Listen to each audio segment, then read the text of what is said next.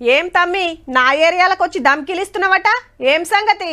చల్ అయితే గీతే నేను మామూలు వసూలు చేయాలి గాని నీ పెత్తనమేంద్ర? చూడన్నా మంచిగా చెప్తున్నాను, నేను ఆల్రెడీ గిదే దందాలున్నా, నువ్వు కూడా వేస్తా అని దిగితే మంచిగా ఉండదు మళ్ళా అని వార్నింగ్లు ఇస్తుంటారు.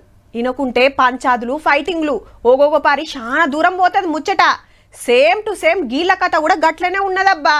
నాగరాజు అనే గీ స్వచ్ఛ ఆటో కార్మికుణ్ణి 3 నెలల కింద చంపేసి మూటగట్టి మూసీ నదిలో వారేస్తే ముచ్చట ఇప్పుడు తెలిసి డెడ్ బాడీ బయటికి తీసిండ్రు సిటీ శివారు బాచారం కాడ.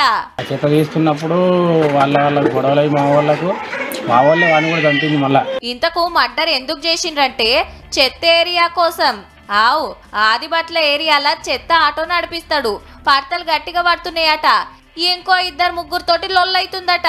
ఈ ఏరియా నాదంటే నాదనే అట్లా పగలు పెంచుకొని ఆఖరికి పానం తీసి పాడైందట దగ్గరోళ్ళు. నీ చెత్త ఏరియా కోసం సంపుడేంది అంటారా? ఆమ్దాని మస్తుంటదట. మళ్ళా జిహెచ్ఎంసీ ఆటోలు కొనిచ్చి కొంత పైకం గట్టించుకొని అందులోకెళ్ళి నెలకి కిస్తులు కడుతుంది. మీదికెళ్ళి జీతం రాదు కాబట్టి మనోళ్ళు ఇంటికో 50కెళ్ళి చాలు చేసి ఇప్పుడు 200-300 దాకా తీసుకుంటారు ఏరియాను బట్టి. ఒక్కొక్క బండికి 200 ఇండ్ల కాంచెల్లి 500 ఇండ్ల దాకా ఉన్నాయట.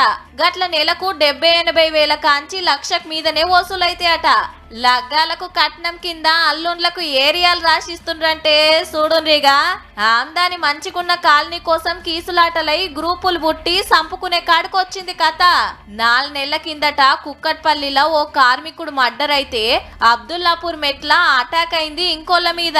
మున్సిపాలిటోళ్ళు నెలకింత జీతం అనిస్తే ఏ లొల్లుండకపోవు, ఇంటికింత మీరే వసూలు చేసుకొని అనేటరకు గిట్లయితుందన్నట్టు. కానీ మనోళ్ళ సంపాదన తెలిసినాక చెత్తేసేటోళ్ళు ఎందరేడుస్తారో పో.